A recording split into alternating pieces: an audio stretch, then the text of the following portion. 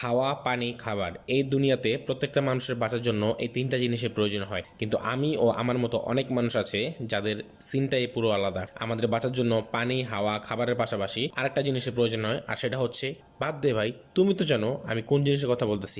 হ্যাঁ, আমি ওই জায়গার কথা বলতেছি যেটা কারোর জন্য সেকেন্ড হোম, কারোর জন্য লাইফের একটা পার্ট, আবার কারো পুরো লাইফ। GYM, gym.